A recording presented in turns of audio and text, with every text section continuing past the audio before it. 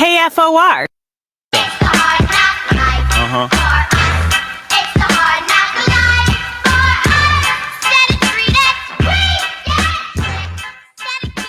Good morning, Lincoln, Nebraska. Happy hump day. Welcome into the morning hookup. Phil Hooks, Elijah Herbal.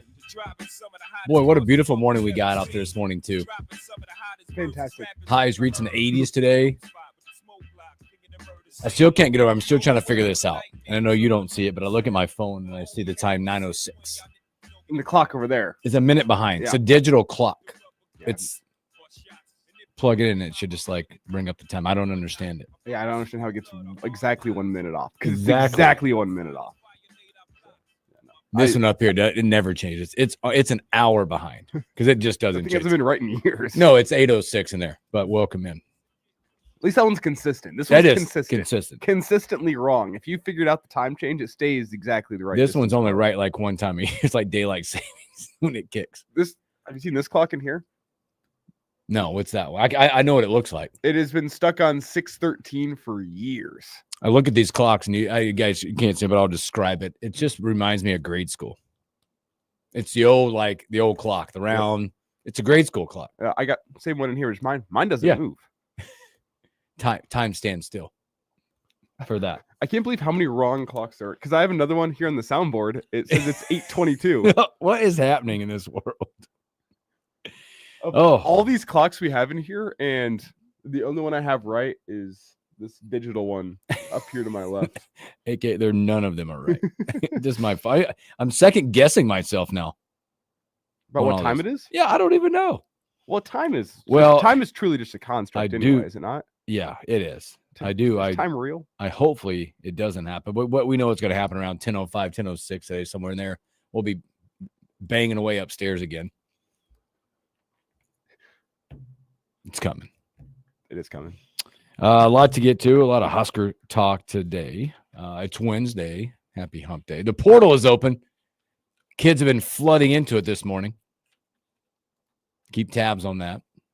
Nothing from Nebraska. Well, I laughed at the one, okay? Yeah. Nothing. He snuck his way into it. Nothing important. Did he take anything with him? Did he leave stuff behind? Or just get in the portal?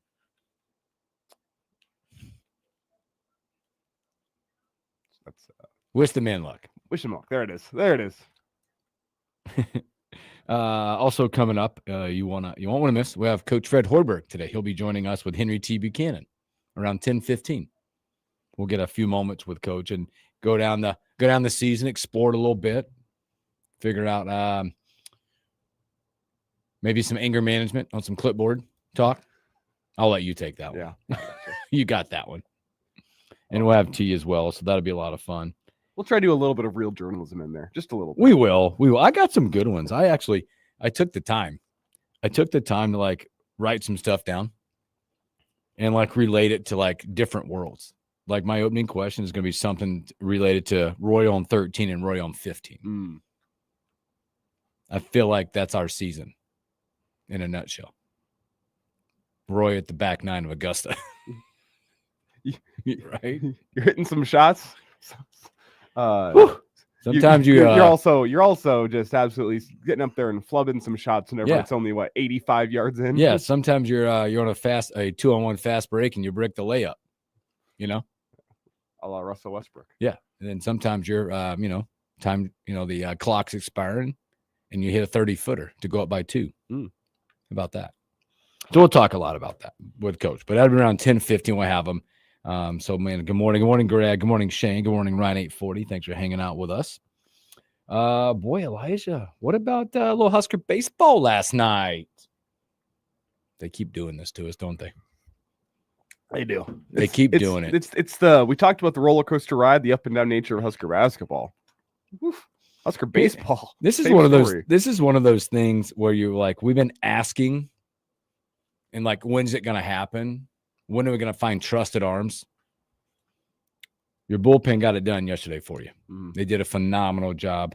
Bullpen, by the way, they went out and gave up 1 run and 5 hits. 1 run on 5 hits. It's pretty good. It's pretty good. And your bats got going just a little bit But man, it's what you need. You even the series up with Creighton, get a much needed win.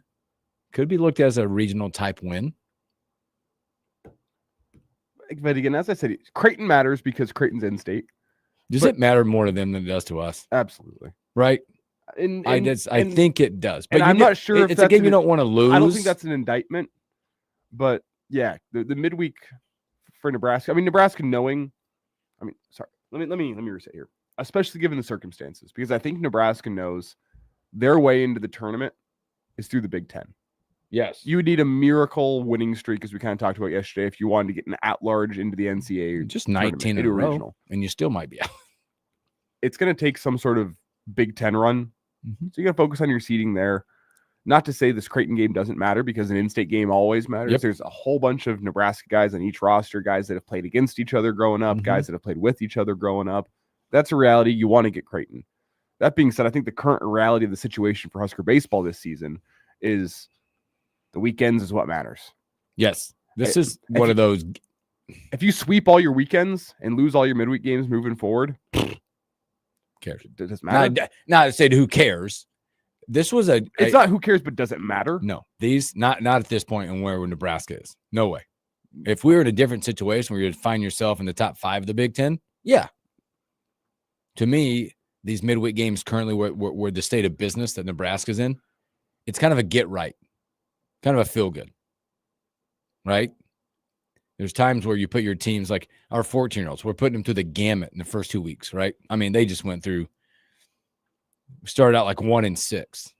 Last night was a league game, kind of come back down to friendly fire competition. And the boys got right last night. 9-0 win. Do a ton of strikes. Kids that needed some ABs got some good ABs. They kind of got right last night. And I think that's for Nebraska midweek. Figure out what you got. Have them hopefully in those midweek games, you get some adverse situations that you can challenge arms or challenge some at-bats here and there that haven't been in that situation. And you learn from it and take those lessons learned or successes into the weekend. That's where I think that in a nutshell. Now, again, you want to win the game. But I just asked that because I think it means more to Creighton on most years than it does anybody else than us. Sure. A couple takeaways I have from last night. You mentioned a few of them. Luke Broderick is, I think, becoming a trusted arm in that bullpen. Two scoreless innings, gets his 8th save of the year. Mm-hmm. He came in and really closed the door. Price Bender had a good night as well. He worked 2 2/3, yep. I believe, which is a season high for him. Yep. Comfortable on the mound. Dylan Carey was awesome. Whew. No, you did what you had to get done last night. They responded. I mean, Creighton pushes across 2 in the first. You respond, get it tied up by the 3rd. Kind of a gritty beats pretty mentality. Scratch across a couple in the mid innings, and Luke Broderick comes in and slams the door shut 8th, 9th. It's like you drew it up. Yeah, it's how this team this year needs to win baseball games, especially in a bullpen game where not every single arm that's going to be pitching is a trusted arm. That's no offense to them. That's just the reality of the situation right now. You don't know what you're going to get. Any given time they step on the bump. You got the necessary run support. How about that, Hooksy? 6 runs. 6 runs. Wow, weird. The 6? The necessary run support you need this year, and you got enough pitching. So good for Husker baseball. It's a good win to beat Creighton, but it all comes down to the weekend series now from this point on. I can't imagine the feeling. I do the pitching stuff, our 14s. Coach Childress being the Mensa of pitching that he is. Having that feeling of not knowing when you run an arm out. There's confidence, but it's like, which way is this going to go? You hope you made the right move. You hope you're right. You're doing the right developmental stuff. And that at some point, like, I think a lot of this, like, whether it be hitting, offense, or pitching, you hope at some point that it just clicks. You go, all right, that's what we've been talking about. That's how we pitch. That's how we situational hit. And I think the hope is that maybe for Nebraska, that's been the developmental phase, because you mentioned this before, right? Now we've got a lineup set for the most part, yeah. But there's expectations 1 through 9. Rather, if there's switching here and there, but mainly, here's the expectation of a 1-hitter or 2-hitter and so on down. Now we got it set. You're comfortable knowing, go in the ballpark, I'm your 3 guy. That's the part now. hopefully from the Nebraska pitching side, you get to that point. We haven't gotten there. We're not even close. Right now, you can slate Friday, Saturday starter. You're still guessing on the Sunday. And then you're also guessing on your first out of the bullpen. Now, it's also, we talked about this, like, that's a tired bullpen. They've been heavily used this year. So you're going to have those situations. But that's why you need more. Mm-hmm. And the return of Tucker Timmerman helps the bullpen, I believe. Oh, absolutely. There's no doubt. I think just from the arm itself, and also from a guy that's done it before, right? Some of that veteran stuff that can come in and you know what you're getting for the most part. Yeah. And that's another added positive from last night. Not sure it's key, but it's an added positive that you got to keep Timmerman's arm rested. Mm-hmm. I know he's been working his way back. And whenever you have that surgery, stamina is a bit of a question. So he's not used. And then you don't use the arm of Drew Christo either, who came in and kind of looked tired this weekend. Well, that's the unique thing about baseball in that situation from the reliever side. One, he was tired. He looked it. Yep. But two, baseball's it's a finicky thing. Once you've seen it once, right? Like we always talk about our guys, the hardest part of the lineup is the second time through. So they saw Christo. Yeah. Now you kind of got a beat on him. That's why you need that other arm or other couple of arms to go, we can't throw him. Let's get somebody else in there and see a different look. Because, I mean, you figure it out real quick in baseball. Mm-hmm. Good win, 6-3. You'll take it. Yeah. Momentum going into the weekend now. It's hard to overanalyze it again because of everything I've been saying, where like it really comes down to taking care of business on the weekend. But you'll take a midweek win. Yeah, that plus against Creighton, you'll take it. Now they're a couple days away from, again, a weekend series. One that on paper looks like you should go get, right? They'll be at home Friday, Saturday, Sunday, 6 o'clock, 2 o'clock, and at noon. All BTN plus coming up at Haymarket Park this weekend. So let's take a break. And before we do, because I don't want to forget the keyword, 9 o'clock keyword, memory. MEMORY. Don't forget. Go to KFORnow.com to put that keyword in, memory. MEMORY. This is powered by Jet Splash for us. Chance to win a trip anywhere in the United States. Boy, I'm getting fired up to talk to Coach, by the way. It's going to be fun. So let's take a break, come back, talk a little Husker football.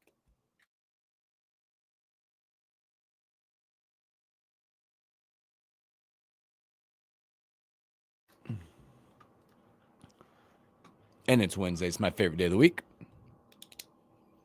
Hump day. I play golf every Wednesday. It's kind of my day. Where are you playing today? Wilderness Ridge. Same guys. Same 4 or 5 guys of us that play. I've been constant Wednesday or Thursday. It used to be Thursdays. Now it's been Wednesdays for like 20 years. I don't think I'll be getting out this week. No? Weather this weekend kind of sucks. Yeah, there's that potential for some little severe stuff. It's marginal though, right? I think. I'll take some rain, but hey. Yeah, we'll take some rain. It'd be nice to be able to get sneak 9 in over the weekend. What we'll do is take rain to knock down this. Boy, if you're is this smoke stuff, this air quality bothering you? A little bit. I figured it did. My kids are like that. They deal with the allergy stuff, all that stuff, and they're like, oh. Yeah, say and of course, I say the smoke alone doesn't bother me, but combined with allergies and it's hell. And of course, it's the moment in time where the wind shifts from north to south. Now it's out of the south, blowing right up at us. Yep. That's life. And I love the whatever app you're on, or the neighborhood app, yada yada. Like, anybody notice the smoky smell? It's really burning on 56 and Old Cheney. Where have you been? I'm in North Lincoln. We don't have the neighborhood app in North Lincoln. Yeah, I bet that'd be going off a lot. No, I do have my weather bug app. I have it send me alerts whenever we have high pollen counts or other sort of air quality. You gotta be ready for it. Wake up in the morning and there's my alert. High pollen day. Oh, let me get my Allegra. I know. The boys get on the routine. Both my boys get on the routine of the Zyrtec about this time of year.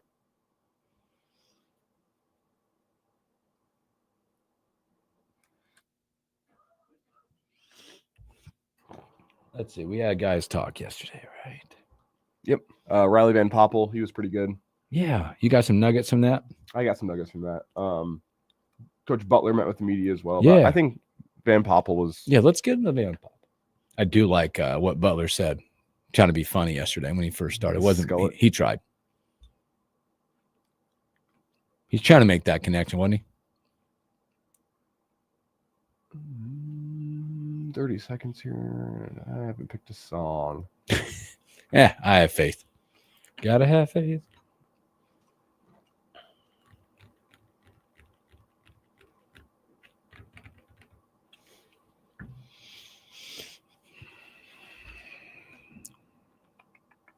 I know.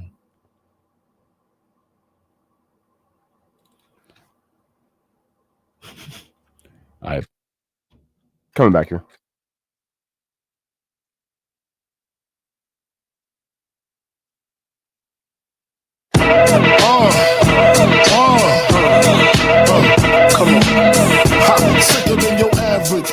Welcome back in the morning hookup. I was just thinking as you were talking about trying to figure out a song. Have you thought about the 10-15? So is it just going to be Henry T, the Return of the Mac? Yeah. All right. Thought about asking Coach what kind of song music he likes if he wanted to. See, because sometimes you'll get the anonymous Big Ten coaches poll, but then they'll ask the coaches like things at Big Ten media days, like, "Oh, what do you listen to?" And I'll never forget Coach Harbaugh from Michigan, favorite artist Alanis Morissette. I was like, "Oh, that's." You said Harbaugh, right? Yeah. That doesn't surprise me. Yeah, he's a bit of a weird guy. That doesn't surprise me. Anybody that wears like cleats and doesn't eat chicken because it's a nervous bird. I'm just right. It wears a whistle like at games. I'm just something about imagining Coach Harbaugh pulling up to like the football team facility, listening to Jagged Little Pill. It's just no something about that doesn't ain't surprise me actually. With him. It doesn't surprise. Something about it just ain't right though. No, it's not. It's a shocker. What was it? I think was it Ryan Day liked Hootie and the Blowfish or something like that? He looks like that kind of guy too. It kind of fits her personality when you start to hear these things. And I think we're gonna do some of that with Coach Hoiberg coming up too. Because we know that when he gets a chance, he's a big golf guy. Get out and go play. Doesn't seem like the guy that's got music in his AirPods when he's playing, when he's traveling to me. But it would be interesting to see what his fancy is. I want to find out also, I don't know, we're going to get there.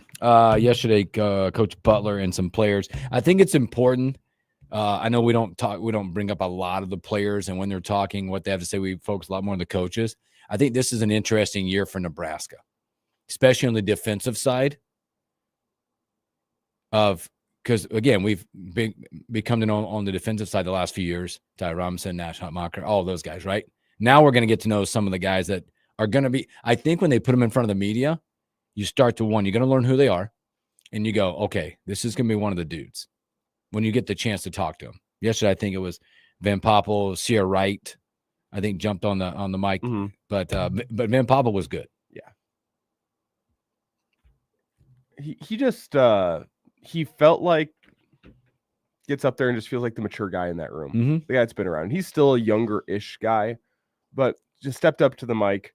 The way he talked about his redshirt season last year, the way he talked about how this D-line is blocking out the outside noise, how he talked about just stepping into a leadership role, all of it felt very mature. Felt like the guy who is going to be your cornerstone in the middle of that defense, the guy that you can rely upon. I mean, you're going to need, 50, 60 snaps from him a game? Easily. Whenever you look at what's behind him. Yes. Yeah. In terms of an anchor in the middle, a guy that you feel confident can what's the right way to put this? Just eat up a double team, make things easier on the linebackers against some of those dominant rushing teams in the Big Ten. It feels like that's Van Poppel. And I don't know who else could be that guy in the middle this year, which maybe that's a portal thing Nebraska looks at here through spring football. I guess you'll figure out how they feel about the defensive line in the coming days. But he's a guy that he's not worried about the outside noise. He's confident in the room that he's got. And I wonder how much of the motivation, as we get to the comments here from Riley here in a minute, how much of the motivation is one that's a big emphasis for Nebraska. I mean, as a fan, you're going, how are we going to do it? There's a lot of talk about, they've used a lot of this loss of production comment. and how much pride they're going to have in saying, listen, we're going to close that gap. Yeah. Well, let's hear from Riley Van Poppel here on that narrative that there's a loss of production and that D-line's question mark. In our room, we don't really focus on the outside noise. People can say what they want about us. They can doubt us. They can praise us, but we're not going to let it affect what we do. We lost 3 starters. We lost 3 guys who produced a lot, but at the end of the day, every team loses people, I think. No one, as much as I love them, no one's irreplaceable. Everyone's different in their own ways, and we have a great group coming back this year. People are stepping up to be leaders. You got new guys who are coming along great, just learning how to play together and gel together. It's a different room, but I'm loving where we're at. I'm very confident in us. We have depth, we have talent, and we have energy. It's fun. So, yeah, it's weird the first few days out there when we don't have those guys, Ty, Nash, Jamari, that, for me, they're all I know. They've been here for 2 years with me. So it was a little weird at first, but then once you get through winter without them, you see people stepping up, taking into their new role, and then you get to spring and it's you just got to go out there and play with the guys that are here. You don't think about last year, you think about what's now and what's moving forward and kind of focus on you. And back to the question, the voice outside, people, like I said, people can doubt us, but we know what we got inside our defensive line room and we're going to worry about what we do and keep it at that. Well, that's a breath of fresh air, isn't it? Mm-hmm. And like you said, veteran comments where we appreciate them, but now we've turned the page. We got to appreciate what's in our room now. Can't think back and can't try to be like, right? And I often wonder how hard it is for those guys because these kids have phones. They hear the noise. How hard it is to turn it off because it's a difficult situation. Because I think in college, whenever you replace somebody, it's hard not to hear can you be like that guy? And can you just be you? But as right, it's we are who we are. We love the room, but the comparisons will be drawn right away to the guy that was there before you. That was very productive. Yeah. When John Butler spoke with me, he's going to be compared to Tony White because he's got a different philosophy, a different way to play defense. But that's what the comparison is going to be. It's going to be the guy that was last, the guy that you were happy with. I mean, and it's everywhere along an entire football team. You're going to be compared to the last guy. And that's the nature of the beast in anything that you do, by the way, whether you're doing a radio show, whether you're running a restaurant or whatever, it's always who's the most popular person on the team? Backup quarterback. Yeah, absolutely. Right. Absolutely. Same thing's happening in this world. More here from Riley Van Poppel on, it's baseball season. And he talked about a little bit the redshirt season he had to go through last year. Let's start there, and we'll get to his dad. Everyone, we're aware of his dad. Let's first get into his redshirt year. He talked a little about adjusting, but he also got into the development that he tried to put on the field while he was redshirting, trying to make the most of a situation that, let's be honest, no one wants to be a rotational piece that then gets told, hey, we're going to actually have you redshirt this year. You're going to be sitting on the bench most of the year, even though you're good enough to play. So he talked about that adjustment, but let's get into his development while redshirting. I mean, looking back on it now, I probably put on 8 to 10 pounds from the second game I played Colorado till I played Rutgers in the middle of the season, but Iowa at the end of the year, I probably put on about 8 pounds, I would say. And that's through, like I said, the morning lifts. I was lifting 4 times a week. I was eating right. I was looking at what I was eating. I didn't have to so as much prepare to play a game on Saturday and what I was eating. So, I'd let loose on the weekends a little bit. But at the end of the day, I was very comfortable in my body and just the development I was at. But then again, I'm out there on the field running around 3 days a week, getting in to go get extra work. I'm watching film. I'm watching my scout film. I'm watching the defensive film, the game plan, a lot of tape, a lot of conversation with coaches. But yeah, so it was fun. Yeah, those are I think in the day and the age of the world like we're in today, that's real life, right? You want to come in and produce, but you might get your 4 games, trying to stay mentally sharp, stay physically sharp.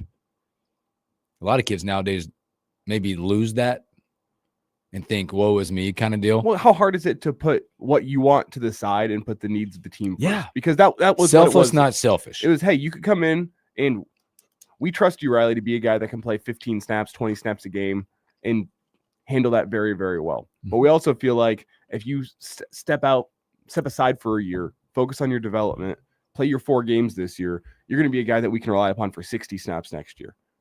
And we can keep that year with a red shirt and allow you to be at your best next season. Hey, we know you're good enough, but we want you to put your own personal wants and needs aside and say the needs of the team are greater for you next year than they are this year. That is a person that's above his age, mentally strong, and you trust what they're telling you. Yeah, there's ultimate trust. And I think part of that situation, because a lot of them are like sometimes a lot of the mentality is, what are you talking about? I came here to play. Coach, I'm going to show you. I got 30 snaps in me. Yeah. And then I get mad because I don't get it, and then I leave. And I think part of the mindset that we're hearing is the impact of having a dad who pitched for years in the major leagues and a guy who was, let's be honest, up and down in his own right. He came in with all the accolades. His career was up and down, but it sounds like Riley's able to take the life lessons from his father and apply it to his own playing career. So let's get into Riley talking about the impact of having an MLB veteran father. Yeah, he's helped me a lot. Like I said, whether it was my freshman year getting thrown into the fire from the start, or whether that was getting redshirted last year, trusting the process and what's going to happen. And not even just my dad, but my mom, she was there through his whole career.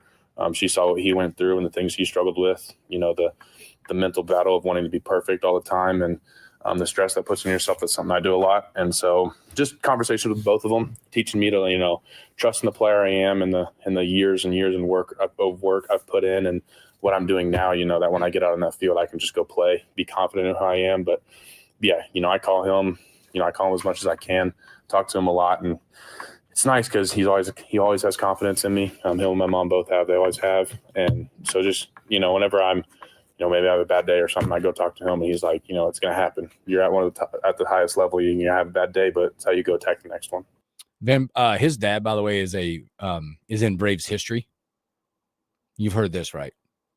When he got drafted, he explicitly told the Braves he would not sign with them in that draft. Did not hear that. They drafted instead. He said Chipper Jones? Yes. Yeah.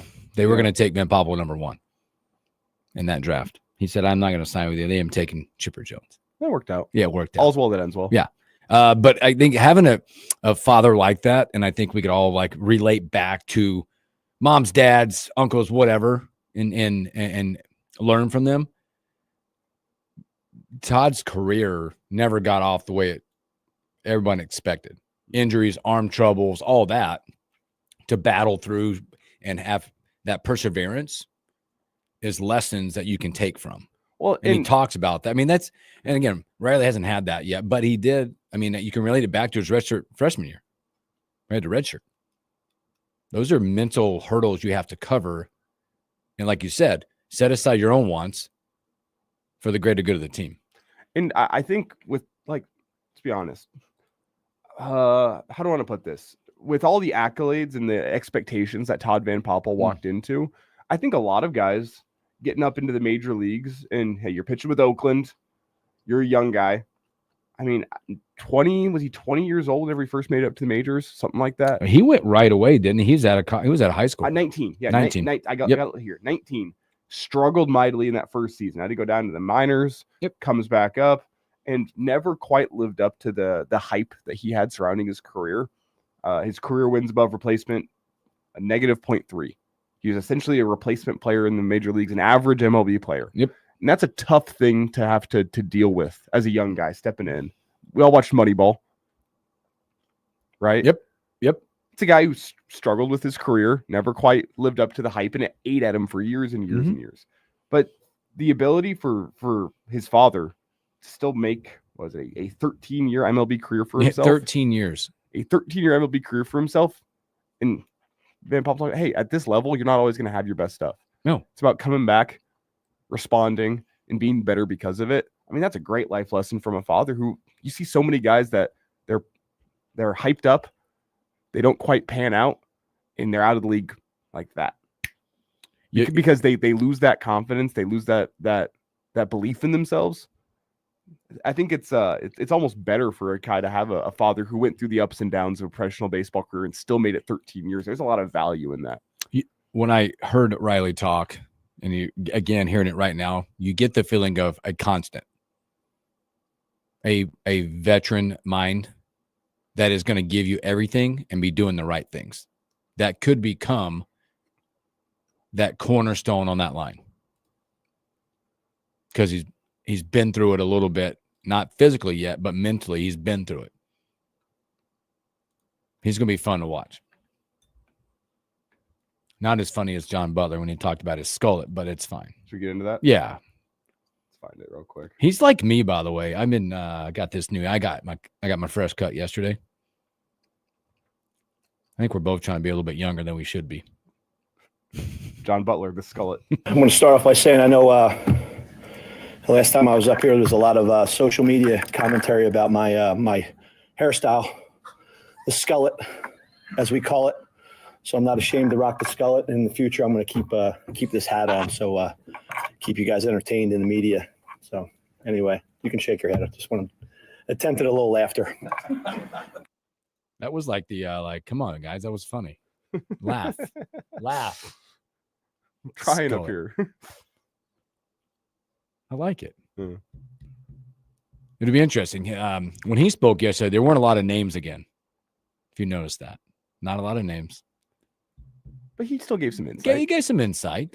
Here he talked about more than he did last time he spoke. Yeah, here he talked about what he feels best about on his defense. You know, I think we've been, if you look at the numbers, we've been, playing some pretty good man coverage. I think some of the additions we have in the secondary have allowed us to do that. And then we've kind of moved some guys around, and that's helped us. I think we've got some pretty good blitzers that we've been utilizing in different spots that I'm excited about. So those two areas I think are things that just kind of initially stand out. And I think the continued development of our defensive line has been good. Terry's doing a nice job with Phil, and I think those guys are coming along, since obviously that's an area of, that we lost some guys last year, but I think that they're getting better. So they would be the three areas that just kind of popping off of my head. Will those be the two most looked at coaches this year on defense? Butler and Braden, based on who they're replacing. I mean, you feel Dvorak is he's solidified himself. You know what he's going to bring. So yeah, just from the comparison side, Tony White, Pork Chop, Terrence, Knighton right there, because everybody was all up on them. But currently, right now, they're not a big fan of Coach Knighton. Well, I'd go as far as to say, I mean, yeah, Butler's going to have his comparisons made to White, but it comes down to Braden this year. That's the one. That's the one as we get to it. And I mean, how many teams in the Big Ten have a solid defense with a bad defensive line? No. Almost none. Almost none. You don't get away with that stuff. No, you don't. You don't get away with that stuff. I think you could even argue that what's taken Ohio State from good to great has been the emphasis on their defense, in particular their defensive line. Yes.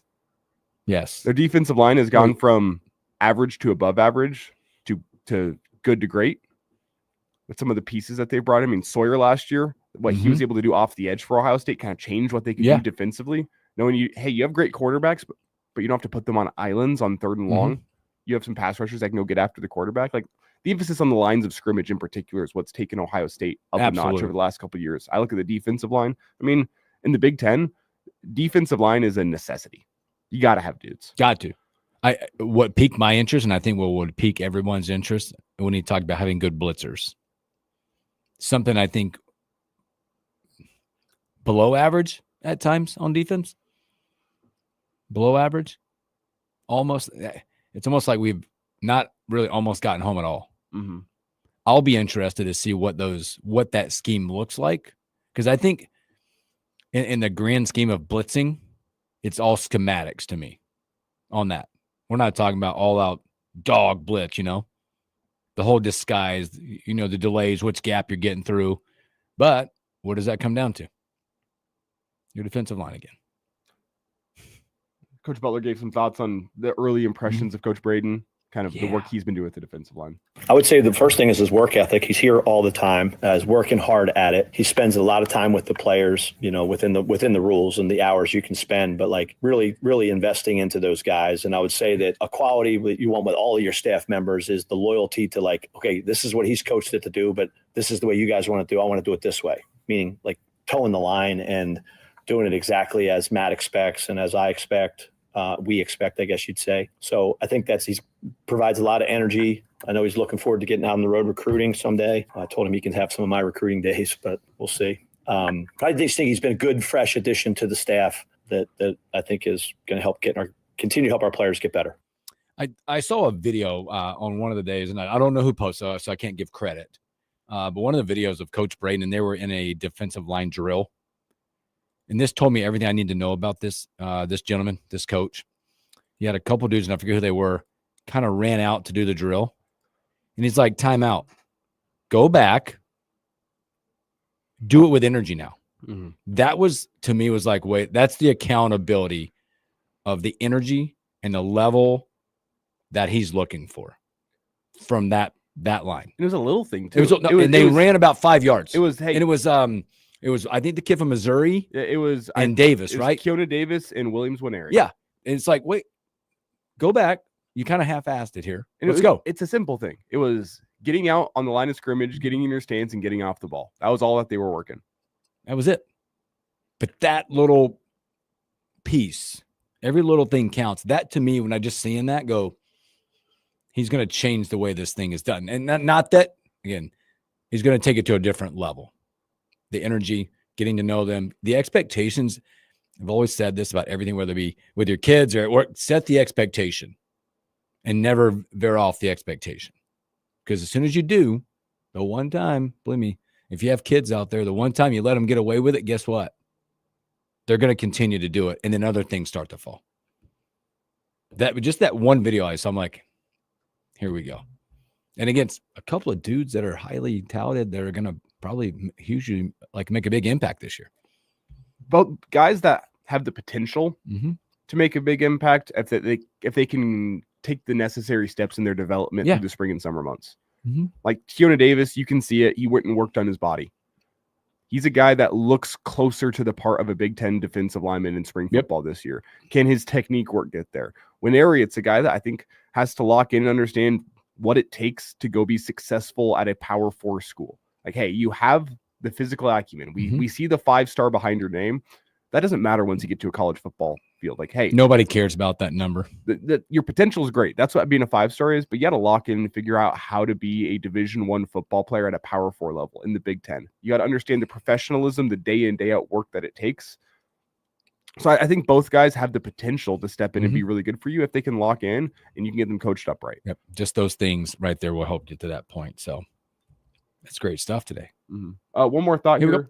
Last one here from Coach Butler, the depth of that defensive front, that front seven. Yeah, I think that's a continued, work in progress. I think there are some guys that have solidified themselves as probably frontline players, but I think we have numbers there that we are trying to kind of stack, so to speak. Where is this guy after 10 practices? I think that's probably something maybe more so than the back seven that's really going to probably take its way all the way through training camp, just because, the grind of that position, the health that's needed at that position, I think will affect things.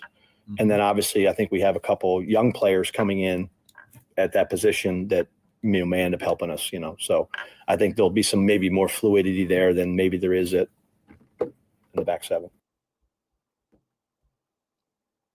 So too deep, not defined. Yeah. I get you, Coach. Still working. We got confidence, but we're still working. We're still working. We like some of the things we see. We're just not there yet. That's what he told you. And it is that spot. It's like your O-line, man. Those teams that get to that level of greatness have plug and play guys, whether it be an injury or whether it be need to make that move. It's like the bullpens, right? Can't keep going the same arms. Sometimes these guys need breaks, and when you can't flip-flop for a few plays and have a huge drop-off, especially up front. Boy, good stuff from the defense. Good stuff. So, all right, let's take another break. Memory, MEMORY, KFORnow.com. Put that keyword in for a chance to win a trip anywhere in the United States. Let's take a break. When we come back, let's look at the NBA. Play-in games last night. You probably missed them, but it happened. The actual bracket is set now. We'll talk about that and a whole lot more.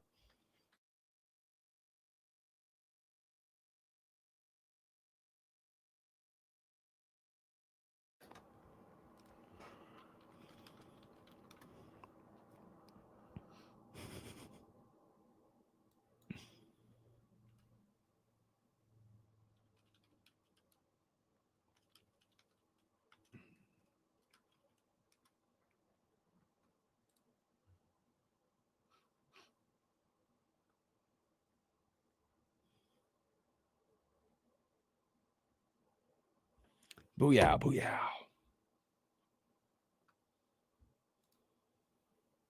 Yeah, we were at Sand Hills last night. Beautiful night for baseball, man. Beautiful night for baseball. Not many nights in Nebraska or days in Nebraska where you get a 70-degree day with light winds. The one thing that did return, the bugs. Oh, Lord. The mosquitoes are out. That's got to be the first real week then. I've not noticed many They were out. mosquitoes. They were like flying. Not as much mosquito. It's just the bug. You could just see them in the like, lights. we're back. Shame. We pulled into a pick up some to-go food last night too. And as we were approaching, like the sun hit just right. Hit like right by the menu board. Oh. My son goes, "Are those bugs?" I go, "Yep." But I did hear last night out there that they were starting to bite a little bit. So I made myself a list because I'm not in mid-season form yet in my baseball bag, my coach's bag. Bug spray's not in there.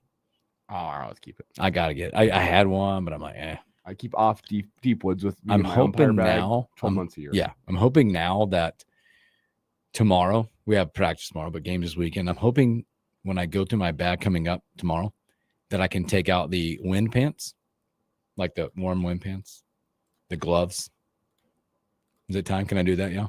And the 6 packs of like hand warmers that I keep in there. Replace 6 packs of hand warmers with 6 packs of Bush. Yeah. Can I take those out now?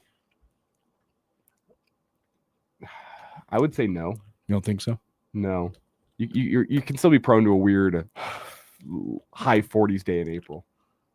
It's supposed to be like what, 50s this weekend? Is it really? Yeah.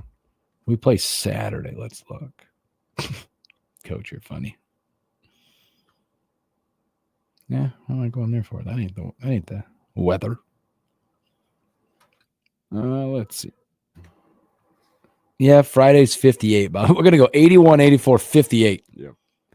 66 on Saturday. Beautiful day on Saturday. Play a little baseball. Sunday, Easter Sunday, rained around a half an inch. They're calling for. Oop. Don't be trying to surprise me. Sorry.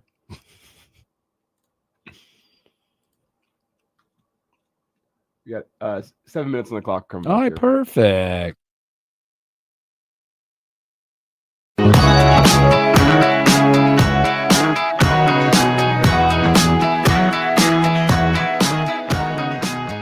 Welcome back in the morning hookup. Few moments left to hang out with you guys in the fast-moving first hour. Memory, MEMORY. Don't forget, we got about 11 minutes.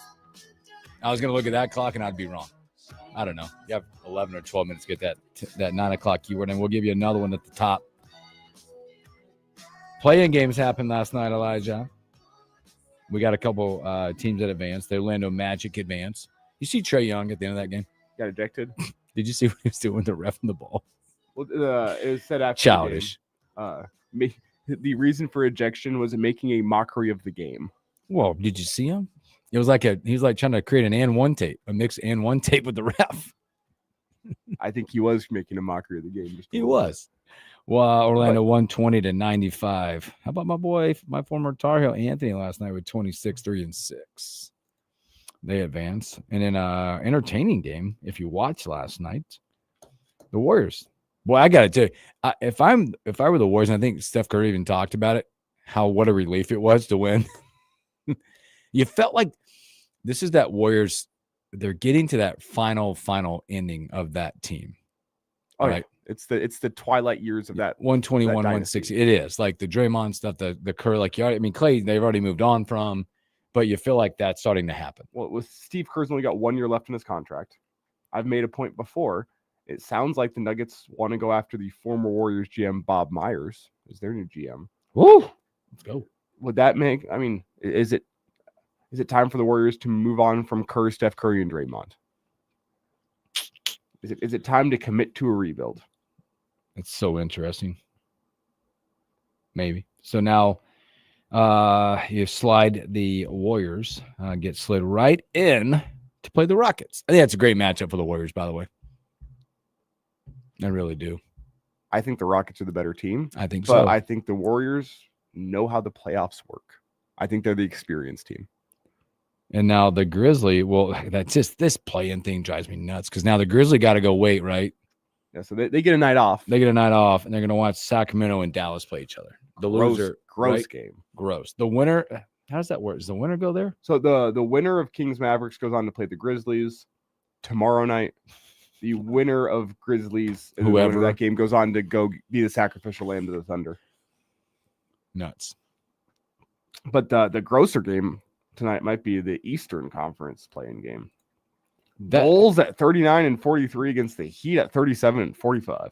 That's going to get zero play for people like that. Well, it's big market teams, Miami and Chicago, but two not good basketball teams. No, the night game will be the better one for sure on film. The West Coast Kings Mavericks, Heat Bulls. We'll see what happens. Bulls favored by 1.5 tonight. The Hawks aren't good either. It's again on both sides. Like the Grizzlies could maybe give the Thunder a series because they have Ja. Yeah, but and Jaren Jackson. Not enough. There's just not enough. Thunder, I'm telling you right now, class of that side. Yeah, I think their defensive paralysis. It's so good. Like, hey, I wouldn't be shocked to see the Warriors go beat the Rockets in 7. Oh yeah, I could see it. None of the remaining teams in the play-in I can see taking down the 1 seeds with Cleveland and OKC. No, they're all sacrificial lambs here. Hey, enjoy your play-in because it's the only games you're going to win. You're playing just to say you made the playoffs. That's about where you're at. Grizzlies could go, as I said, I think with Jaren Jackson, with Ja Morant, I think they could go take a game from the Thunder. Go take 2 games from the Thunder, scare them a little bit. I don't see them winning that series, though. No. Tonight, like I said, Heat Bulls, -1.5 Bulls. Kings are favored tonight by 4.5. Broadly speaking here with the NBA playoffs, are there any first-round matchups that excite you? Let me go. Over in the West, we got obviously the Warriors with that win last night. They're going to take on the Rockets. The Timberwolves with Ant-Man. They're taking on the Lakers. That actually not that one. The other one that it is Nuggets Clippers. That's one I like. That's one that intrigues me because Clippers have been hot at the end of the season. Quietly, right? Like you don't feel like they've been making their hay, but you've been so numb to the fact that Kawhi's been out forever and Paul George, they're all hurt all the time, but they're quietly putting it together. Over in the East, it'll be, by the way, how the Nuggets respond without a coach. Yeah. Or they have a coach, but you know what I'm saying? Through what they've been through. Now, the Joker talked about waking up the sleeping giant, all that. But what does that mean? When adversity hits and you got to look at your coach to draw up a play, again, it's been a guy that's been on staff. He knows what he's doing, but it won't be the same. He's not drawing the play. Jokic draws up. You know what I'm saying, though? It won't be the same. It's different, but you got to rally around your leader on the court. It's Jokic. He's got to step up through this. That series to me will be how well Jamal Murray plays. Or how bad Russell Westbrook plays. Yes. There you go. Do you get revenge Russ against the Clippers, or do you get what we've come to see from Russ over the last couple of years, which is generally a little bit stupid, but a spark? We'll see. Over in the East, got a lot of matchups that really don't matter. The only one that I am intrigued by, just by the names of the teams. Knicks, Pistons. That's it. Yeah. and I'm intrigued by what they've done in Detroit. I'll watch a home playoff game for Detroit just to see how the fans show up. Yep. Because those fans have been through, you go back through the years and they were champions. They've been through absolute hell. For 15 years now? Hell. It's like waking up, it's like knowing what you're getting yourself into, but you're still going, and it's still a wreck for 82 games. Mm. So that's the other one, just by the pure nature and the story of the Detroit Pistons for me, that I would be like, all right, maybe because elsewhere the Celtics should beat the crap out of the Magic, and then the Pacers and the Bucks is kind of the battle of mid. Like, neither of those teams are good, and I don't know. Neither of them are bad, but whoever wins that is just going to go probably. Here's the deal: like you look at the East and you can see the clear path that it's going to be Cavs, Celtics. I can see some wild things going down in the West a little bit. 2 through 7 is kind of anybody's matchup against the Thunder in the Western Conference Finals. But yeah, we'll see. I'm more locked on the NHL playoffs this year. Yeah. All right, we're going to get out of here. We'll take a break and we'll come back and we'll start off a fast-paced hour with second hour Coach Hoiberg coming up. That and a whole lot more.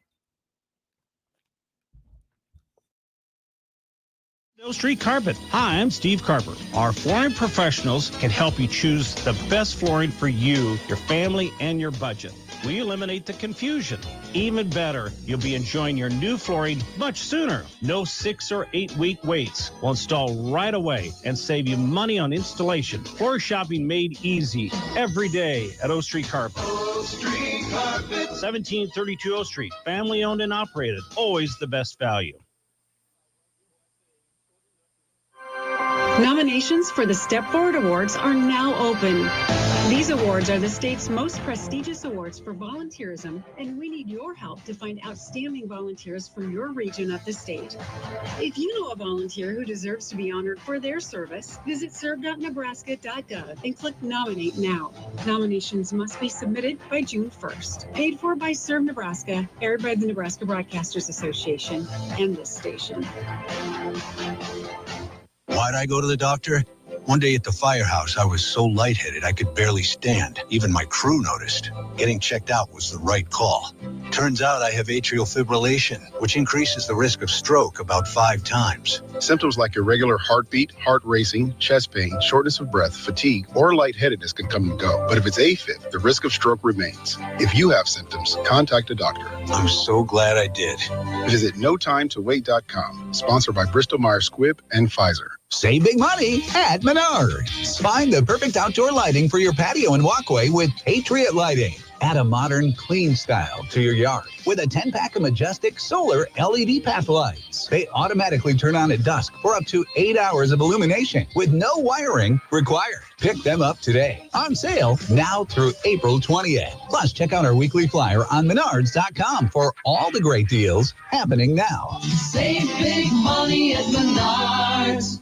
The forecast for April? We're seeing $40,000 showers of cash. Winds are pouring in at Warhorse Lincoln. Claim yours every Saturday with drawings starting at $500. Any cash that isn't claimed will roll over into the next prize. The final drawing will be April 26th with a $5,000 cash prize plus all rollovers from the month. Start earning entries today when you play. Only at Warhorse Casino Lincoln. Minutes from downtown at Highway 77 and West Denton Road. Must be 21 or older to gamble. Gambling problem? Call 1-833-BET-OVER. Texting privacy policy and terms and conditions posted at textplan.us. Texting enrolls for recurring automated text marketing messages. Message and data rates may apply. Reply stopped, opt out. Consult a doctor prior to use. You look amazing. What have you been doing? You've heard of Ozempic, Wegovy, and the other GLP-1 medications, right? Well, I found this great company called Zelty. If you qualify, their providers can prescribe medications like Ozempic and Wegovy and other GLP-1 medications that are 80 to 90% less expensive, all 100% online. I can get GLP-1 medications for 80 to 90% less and do it all online? No doctor's office or pharmacy? Yes, Zelty can help provide you with semaglutide or tirzepatide, the active ingredients in Ozempic and other expensive GLP-1s, but for 80 to 90% less. How do I get started with Zelty? Just send them a text. Text TARGET to 200-300 to get started today with Zelty to see if you're eligible. Get the same active ingredients in Wegovy or Ozempic, but for 80 to 90% less and 100% online. Don't wait. Text TARGET to 200-300 right now for a link to your exclusive offer. Text TARGET to 200-300. Target to 200-300.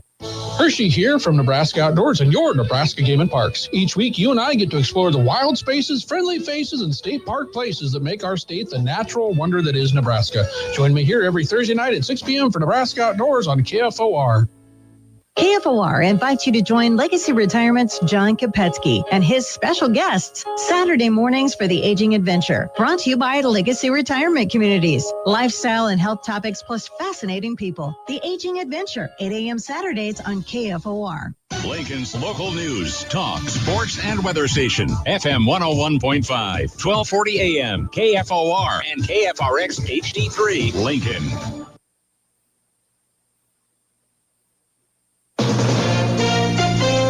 ABC News.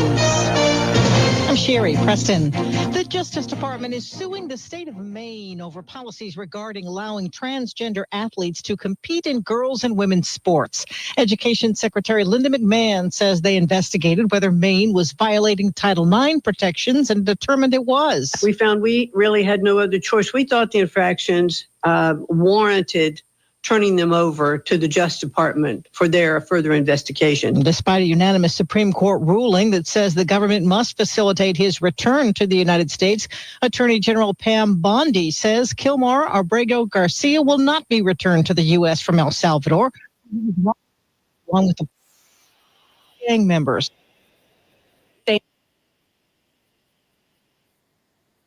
team is characterized as it should be, as an FTO, as a foreign terrorist organization. So he is not coming back to our country. Bondi refusing to characterize the torching of Pennsylvania Governor Josh Shapiro's residence an act of domestic terrorism. Pennsylvania police are planning an independent review of security at the governor's mansion following the arson attack. More measles cases showing up in Texas. Since January, 561 measles cases have been identified in 23 Texas counties. 2 unvaccinated children in this state have died, while in neighboring New Mexico, an adult's death may have been measles related. The nation as a whole has surpassed 700 confirmed cases, compared to 285 for all of 2024. ABC's Jim Ryan in Dallas. HHS Secretary Robert F. Kennedy to talk about rising numbers of autism cases nationwide. ABC's Sony Salzman with some reasons why. We have better screening. We have better diagnoses. 20 years ago, 30 years ago, people were being diagnosed with autism, the more severe cases of autism. Whereas now we have this greater understanding of autism being part of a spectrum. This is ABC News. If you're living with dry age-related macular degeneration or dry AMD, you may be at risk for developing geographic atrophy or GA. GA can be unpredictable and progress rapidly, leading to irreversible vision loss. Now there's something you can do to slow it down, get it going slower. Izervay is proven to slow GA progression. Izervay gets GA going slower. Izervay or avacincaptad pegol is a prescription eye injection used to treat GA. Don't take it if you have an infection or active swelling in or around your eye. Izervay can cause eye infection, retinal detachment, or increased risk of wet AMD. Izervay may temporarily increase eye pressure. Your vision may be impaired after an eye injection or exam. Don't delay. Ask your doctor about Izervay today. Izervay gets GA going slower. Visit Izervay.com. That's Izervay. Failed traffic crash numbers have been released. Good morning. I'm Jeff Modes. We're at 65 degrees at KFOR. The Nebraska Department of Transportation has released its traffic fatality count for March. 16 deaths were reported. They happened in 14 crashes. 8 of the 13 vehicle occupants were killed not wearing seatbelts. 2 were using a seatbelt. 3 had seatbelt usage as marked as unknown. The Department of Transportation says 10 of the fatalities were in rural areas of Nebraska, 4 of them on Interstate 80, 6 were on other highways, and 6 on local roadways. One of the fatalities was a pedestrian, and 2 of the people that died were motorcyclists. A woman is wanted after creating a disturbance inside the Family Dollar near 11th and Cornhusker this past Sunday afternoon. It's part of this week's Crime Stoppers report from Lincoln Police. We did get a little bit of information, which is very opposite of her behavior, but they said that her nickname may be Tootsie. LPD forensics technician Becky Keller says the woman that came into the store ran towards the front of the store after not finding items and wreaked havoc before she left. The woman yelled at everyone. She allegedly threw shopping baskets at other customers and employees and opened a bag of powdered detergent behind the counter and threw it everywhere. The woman also threw candy bars and other items all over the store before leaving with a male in a silver Jeep Cherokee. Photos of this woman can be found with this story at KFORnow.com. There will not be a 4th term on the University of Nebraska Board of Regents from Lincoln Regent Tim Clare. He announced Monday that he's not running for another term. Clare has been on the Board of Regents since 2009. He will step down after his 3rd term is up in January 2027. Among some of the biggest items that have happened during Clare's time on the Board of Regents include Nebraska joining the Big Ten Conference and the construction of Innovation Campus on the Old State Fairgrounds. Clare's 18-year run on the Board of Regents matches his predecessor, Chuck Wilson, who served on the NU Board of Regents from 1991 to 2009. Sunshine today and a high around 80. Right now we're at 65 in Lincoln. I'm Jeff Motes, KFOR News. Choose your trip with KFOR. Just enter the winning word at KFORnow.com and you could be jetting off VIP style to the destination of your choice. Here's this hour's winning word. This hour's keyword is hotel. Hotel. That's hotel. Enter that winning word right now at KFORnow.com and you could be on your way to choose your trip with KFOR. Keith Urban's High and Alive World Tour. Saturday, September 27th, CHI Health Center, Omaha. A night of hits. With special guests Chase Matthew, Alana Springsteen, and Carly Scott Collins. It's going to be a party you don't want to miss. This is the Morning Hookup on KFOR. Hey, hit records on my demo. Did y'all boys not get the memo? I do not stay at the Intercontinental. Welcome back in the Morning Hookup. Happy hump day. Thanks for hanging out with us. You heard that keyword. It like goes right in with the trip, the VIP experience. Hotel, Hotel. Perfectly done. Look, we got already ready in the green room here, Hooksy. Look at that, dude. I don't know who's more excited. You just want to bring him. He can hang out with us. Do it. Just bring him on. He can hang out with us. He just hang out with us all the whole next hour. What up, T? Hey, fellas. Hey, Bill. Hey, Elijah. Hey, man, I'm pretty excited to talk to Coach, man. I'm ready. Yeah, it's gonna be some fun stuff. We got a few minutes. I want to bring up a little baseball action. Oh, go ahead. You're good. Oh, you're good. I'm glad you're here. I'm glad you're here. I took care of Creighton last night. I watched it. Oh, I knew you did. Like, there's not a day that goes by that you don't watch Husker sports, is it? Yeah, softball. I watched softball the other day. I'm just on top of it. Just, because I used to be bored, and when college, March Madness is over, but God, so many, now that we're in the Big Ten, a lot of our games are just televised. So we're just able just to see, all sports, and I would watch bowling if they showed that more often. I mean, it's because I know we're good. I can't wait till there's a bowling event that gets close to you and to see you in the background. Oh, I'll be there. I used to be in the bowling league. I think my career high is like 265. Better than me. And then when I bowled, I used to my last time I bowled, my average is like 170 maybe. 70. Well, wait a minute. Look at YouTube. By the way, because you had bowling last night, right? We had to. By the way, Elijah is in a. Listen, wait a minute. You have a picture of this, dude. Look, this guy's in a bowling league. Own ball, own shoes. They wear bowling shirts. You got a picture of that shirt? Somewhere on my phone. Yeah, I can get it pulled up. This thing is fire. It's serious business. Hey, I got news for you. I think he bowls like. I got my own balls, shoes, bag, and all that good stuff, and my bowling shirt. I was in the bowling league in Bloomington before I transferred out here, and one of my bowling teammates was a pro bowler, so he used to get all these balls. So he gave me one of his. Even though it's a heavy, it's 16 pounds. I don't like those. They're pretty heavy for me, but it's a nice ball, and I've used. I just adjusted to it because normally I'm about a 14, maybe 15-pound ball, but mine's a 16. But it's pretty. I had to get the fingers drilled in there, and I got that finger right here that's kind of. Whoa. That's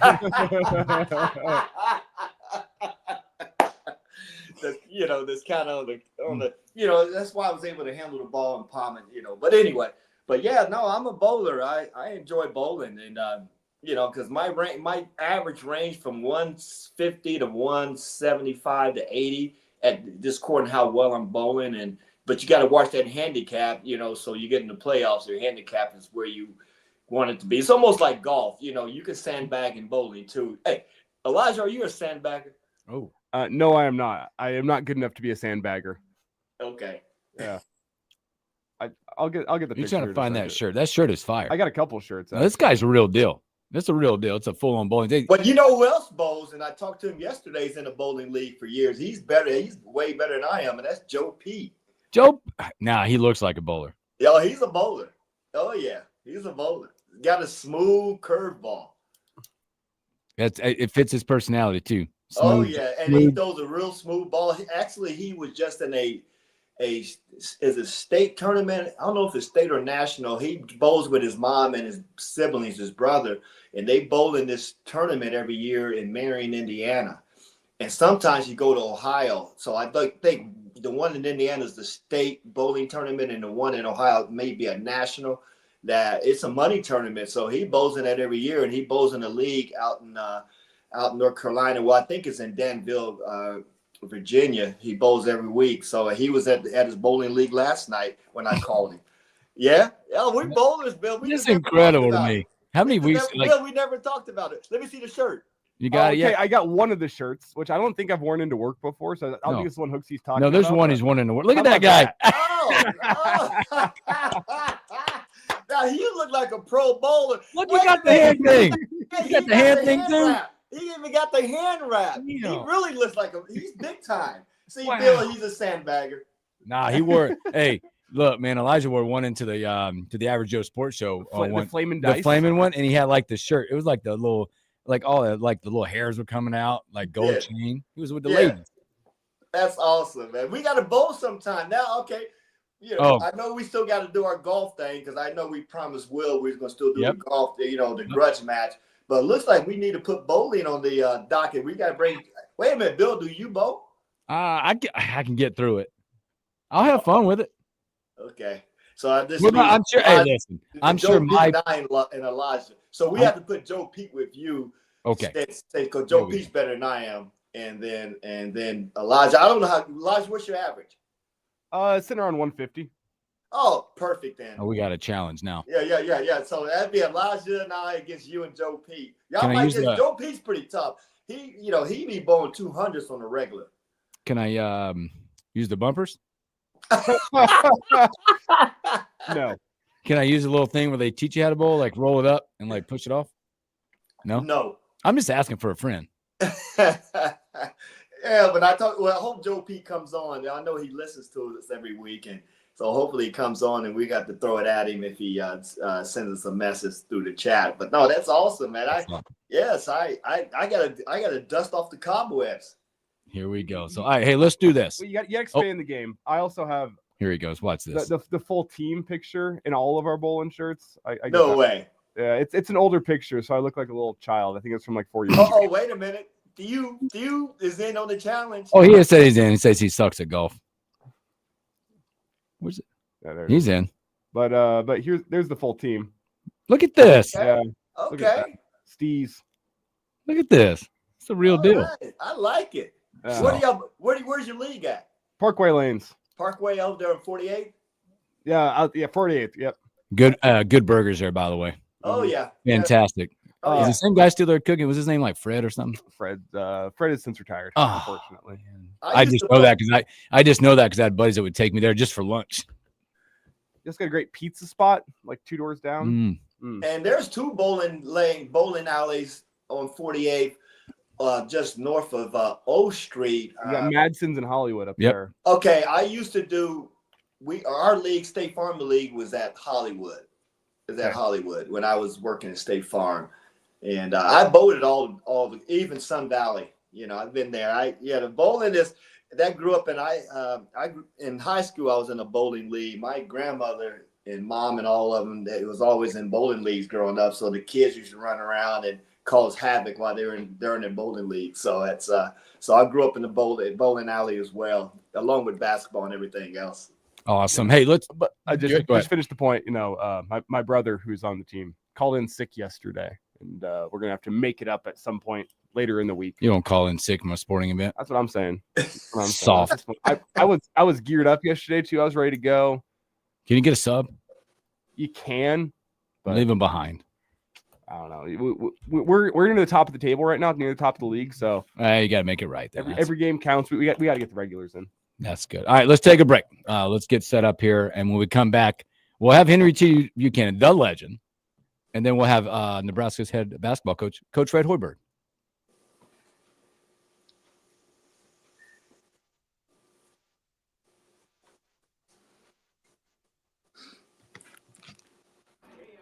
Okay.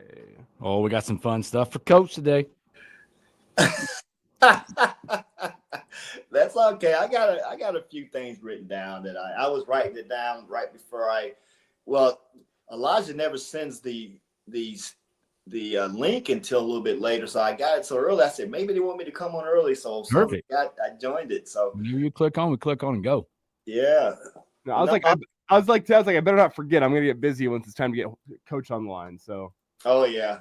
And I told him between 10:15, 10:20. So perfect. That's where we're gonna land. We're gonna land in the window.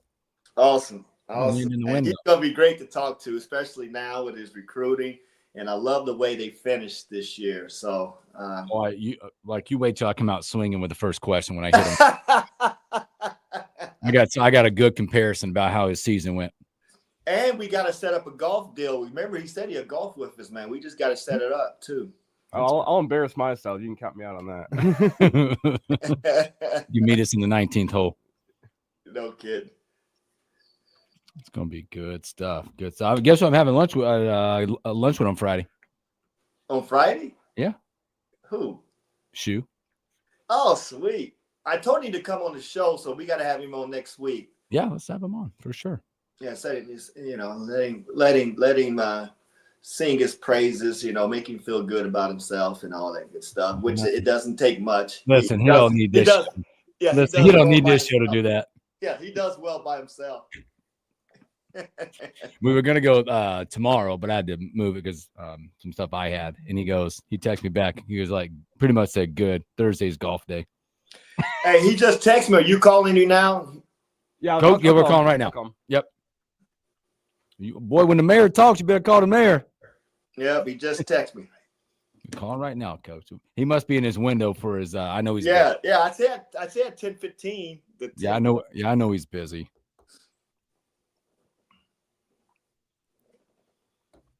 It's gonna be good. But you wait till I hear. Hey, Coach is ready. I know. You wait till I hit him with this. Oh yeah, now you got me. I'm curious. I got all kinds of lines lit up.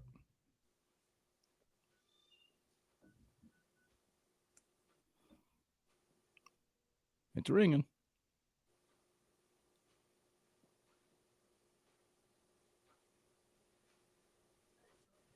Oh, he just answered. Let's go. I got a little nervous. I don't get nervous anymore. Nah, man. I can't thank you enough for setting this up for yeah, absolutely. all of us. And he's gracious to use his time to come on with us too. Absolutely. I got someone back here. Here we go.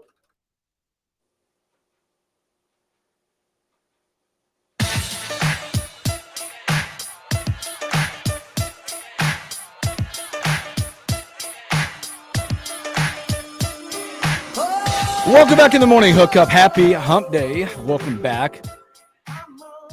We got Husker legend Henry T. Buchanan hanging out with us, Elijah and myself. Let's bring on Coach. Good morning, Coach. How is it going? Husker legend. I like that. Hey, Coach, I was going to ask you. Hey, what's up, Coach? I was going to ask you if you're surprised that we bring him on as Husker legend or that his song is Return of the Mac. I like Husker legend. That's for sure. I know he's a legend in his own mind. So that's really all that matters. Good stuff. Well, Coach, man, thanks for taking the time. I know you're super busy, and we're really appreciative of you hanging out with us for a few moments. I want to jump in as you've probably had time now to sit back and reflect on the season that was. And I want to ask you about the emotional ups and downs and the levelness of that you had to keep, the wear and tear on a mind, because I kind of relate it to Roy's back nine at Augusta. Probably you probably had the third. Yeah. You know what? You were sitting 86 yards out on 13, you make double. And then you get to 15, you hit that majestic hook to 6 feet. Talk about the gamut of emotions that this season was. It was. There was a lot of ups and downs, highs and lows. And, I'm really, really proud of the guys for how they finished it off and, left the season with a good taste. And, we had a really good stretch early and, we're 13-2, had a chance to win that Iowa game, which would have put us in a really good spot. Mm-hmm. And, unfortunately, we just couldn't hold it off, there at the end and ended up losing that game in overtime. And, then that started a stretch where we lost several in a row and then we got it back. And, one thing I really point to in that winning streak is, Burke was playing his best basketball. Mm-hmm. And I think we'd won the 6 in a row and had a great win over Ohio State where Burke played his best game as a college basketball player. And unfortunately, the last play, when he went up to get the rebound to kind of finish the deal, he came down on somebody's foot, sprained his ankle, and then missed significant time. And, then we went on our losing streak to finish off the season, which was tough. And when you look at the last couple of years, we'd actually been the best team in the Big Ten as far as win-loss in the last month of the season, the previous 2 seasons. So, to finish off with 5 consecutive losses was extremely difficult, especially emotionally on the guys. And, I give them a lot of credit for how they bounced back and responded. We had extra about 2.5 weeks to prepare for that first game in the Crown, which was very, the timing of that is very interesting and unique in the fact that you don't start playing until which matched up with the Sweet 16 in the NCAA tournament. So we had a lot of time and had a lot of meetings and got a lot of individual skill work. It was very valuable practice time for our guys, and for especially the young guys to experience postseason play, I thought was very beneficial for them. And then we played as well as we had all year in those 4 games in the Crown, starting really with that second half against Arizona State. I thought we were very complete in the game over Georgetown, maybe played one of our best games of the year against a really good Boise team, and then found a way after a really tough stretch in the first 5 minutes of the second half when Juwan went down with the elbow to the head, and then played, I think, 42-17. I think we finished off that game the last 14 minutes. So we played a really good stretch of basketball. I think that gives us momentum heading into this off season. I'm really pleased with the signings that we've had already in the portal for those guys. We got done while we were still playing, which was an incredibly busy time when we were in Las Vegas, not only preparing for the games, but also doing Zooms. And, at the same time, doing interviews with assistant coaching candidates when we had the open position when Adam Howard left. So there was a lot going on, but I'm really proud of the guys for how they kept their focus, our staff. When we were in the film session, we were in a walkthrough, we were in a practice, it was all in on those guys. And, we did a lot of off-court work as far as, trying to rebuild and retool the roster. But when we were in, any type of basketball-related activity, man, it was all in on those guys. And they responded by playing a really good stretch of basketball. Okay, Coach, and I'm not going to dwell on the season as much, but I would definitely want to congratulate you on the way you finished and your team finished. And, the Husker Nation is definitely proud of how the guys responded and the coaching staff responded as well, based on the finish of the season.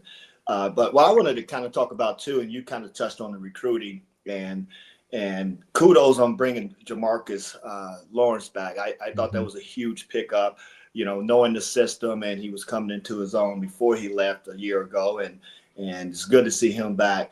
But could you kind of touch on some of the recruiting up to this point? I know we got the kid from Central Michigan, we got Sanford from Iowa. From Iowa. We got the kid from K-State, and one of the kids I'm really high on is the freshman coming in, Quentin Rhymes. And could you kind of talk about that, and what else are you looking for? Because I don't know these players, I haven't seen them play. Other than Quentin and Jamarcus, but because I still were looking for, do we have that junkyard dog yet? That Gary type player. Could you kind of dwell on that a little bit, elaborate a little bit? Yeah, it's a great question, T. And we are excited about Jamarcus rejoining the program, and he really had a good sophomore season for us. Had some great games, a win at Indiana, where he had an unbelievable second half and really helped hold them off. In a big win. K-State, I think, had 24 in the first half, but then Jamarcus really was one that carried us down the stretch in that game. And offensively, he can handle the ball, he can get us into our offense, and also on the defensive end, he did a lot of really good things for us, guarding multiple positions. So I'm excited about Jamarcus. Kendall Blue is another guy, 6'6", combo guard. Played a lot of point at St. Thomas, where they had a great program. Johnny Tower, I think, is one of the better coaches not only in the Summit League, but in the country. I think he does an absolutely phenomenal job. So this kid's been coached. He's played in a really good system on both ends, and a guy that has great size and length, which we needed. When you look at Jamarcus and Kendall, you have size at the lead guard spot, and that fits well with Connor, with Sam, with guys maybe that don't have as good a positional size. So you need a little bit more at the point guard spot, and excited about those two guys. I agree with you on Rhymes. He's going to come in here and compete for playing time. And, we're going to have a very competitive June and July leading into the fall camp. And, those guys will determine who's on the floor. We don't promise anything. We don't guarantee anything. Those guys come in and they compete for the spot and for the playing time. I'm really, really excited about Price Sanford. When you look at his numbers, they're actually very similar to what his brother Peyton had his first 2 years at Iowa. And, the thing about Price, he's every bit of 6'7", so he's got great size. And, he's a guy that what I saw, and we recruited him very hard the first time. In fact, he was our top target coming out of high school when he made the decision to go play with his brother at Iowa. But he's a guy that I really think is primed for a breakout type season. And you look at his numbers towards the end of the season, shooting numbers, points per game, they went up as the year went on in league play, which that's not always the case. So yeah, excited about him. Oogie, who was on campus yesterday, came on his official visit. He's the whole package. He can shoot it, at 6'10", really good rebounder, first team all league, average about 17 and 7. And a guy that can score really from all over the floor. I think one of the things, with the additions of all these players, Will Cooper's another guy. He hit 7 threes in a game for Air Force last year. He's coming home. He's from Omaha, so excited about that addition. One thing we really tried to identify is guys that could shoot. And when you look at Jamarcus, obviously a guy that can shoot. Kendall Blue shot 42% from 3 last year. When you look at Price, Sanford, he's a 40% three-point shooter in his 2 years at Iowa. Oogie is a guy that can knock down shots as well. And then the other guy, obviously, that we're getting back next year is Rink. And, he's a guy that we missed in a lot of ways this past season. He led us in he was second in points last year. He was first in rebounds, first in assists. So you take that element out of your lineup. And, I liked some of the things that our bigs gave us this last year. But, when you lose a guy like Rink before the season to the knee injury, that takes a huge piece off your roster. And we didn't get as many easy baskets last year. Our lane was a little bit more clogged up. But Rink's ability not only to pass, but to shoot, that's going to open up things for everybody. And then the other guy that I'm really excited about is Braden Frager. He gives us an athlete. He gives us some of that same, those same qualities as Jawan, just with his toughness. There was times in practice we couldn't keep him off the glass. He's a guy that can shoot it. A guy that's 6'8" and can play all over the floor. So you got a couple guys that were on our roster last year that didn't play with Rink and with Braden that will be a big part of our roster here this upcoming season. And then we've got 2 more spots, and there's a lot of guys. We had a couple on campus recently. We're doing Zoom calls all the time. We did another one last night with a kid that just came on the radar. So there's new additions to the portal every day. And, we're just trying to fill it the best we can with guys that we feel not only fit with what we do from a basketball standpoint, but from a culture standpoint. And that's one of the other things I want to point out about our team is, I think it speaks to the character of the guys. We didn't have one kid enter the portal. We were one of the few teams in the country. Even NCAA teams were losing guys. We had everybody stick around and play through the crown before they entered. And then Nick and Gavin, obviously, who we wish all the best, put their names in. But, they were very instrumental in our practices, helping out on the scout team, and I'll always wish those guys all the best. But I think that does speak to the character and the culture when you don't lose anybody, especially in today's landscape.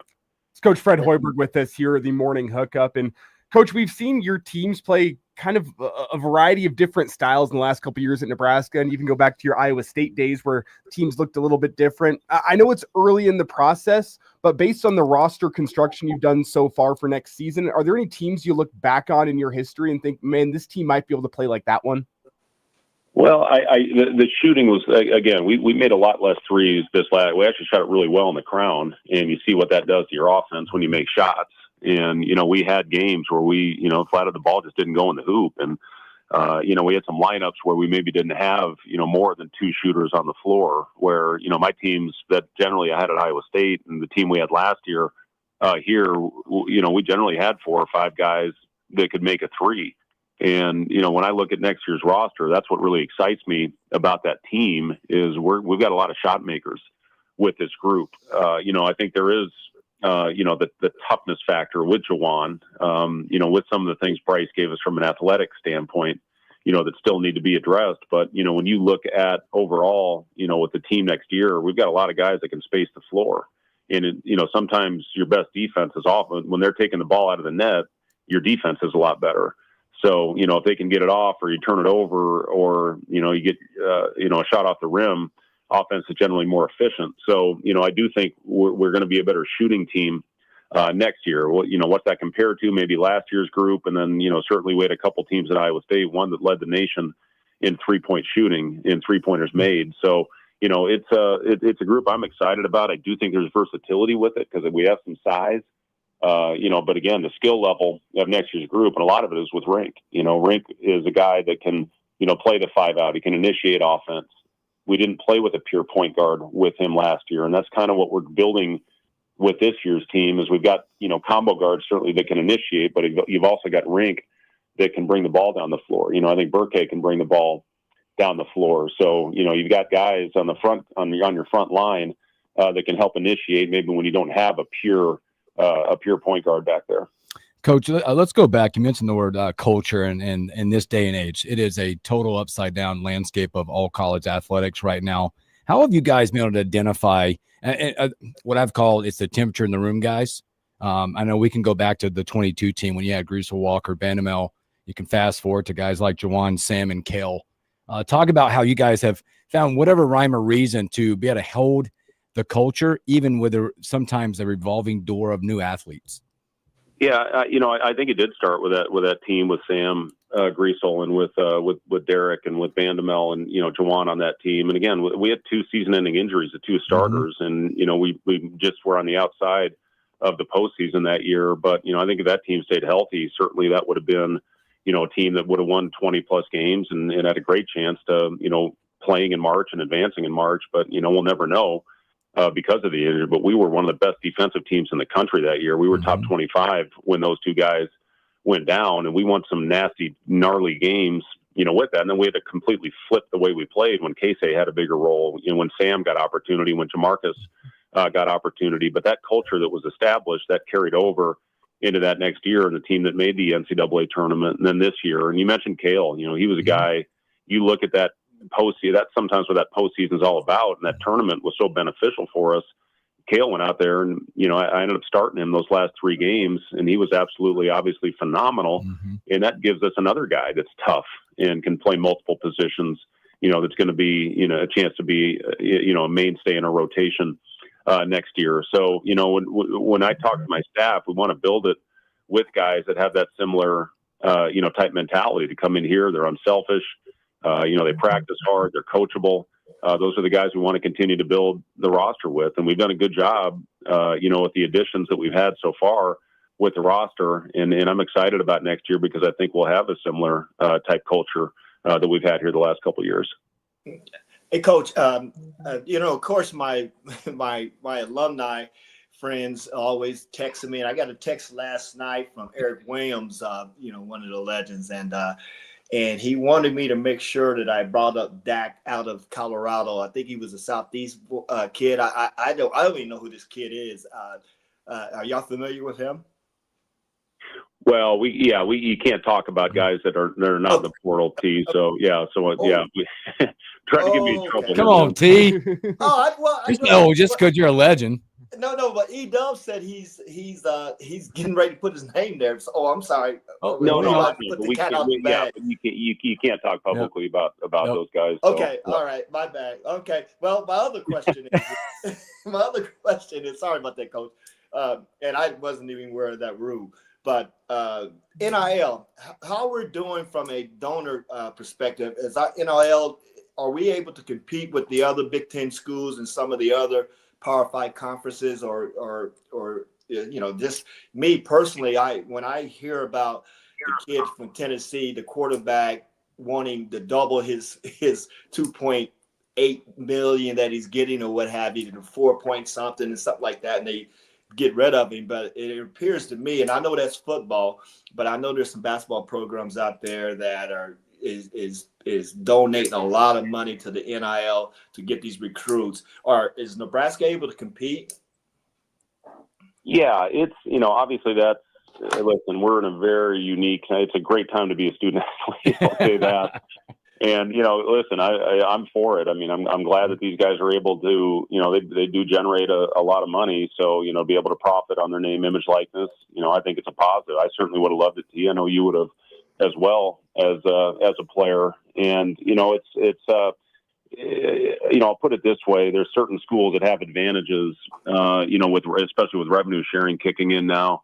And, schools are able to put in a different amount, based on, their financial, the healthiness of their athletic department and their schools. So, certain schools can fund the whole $20.5 million that is split, between the athletes, and some schools can put in half of that just based on, their financial situation. So, for us, we do feel good about where we are. There's certain schools that are going to have a lot more, and that's just the way it is, with no rules in place and really no cap on this thing. With what the rules are right now, the non-football schools certainly have an advantage. With football, being obviously the main revenue generator.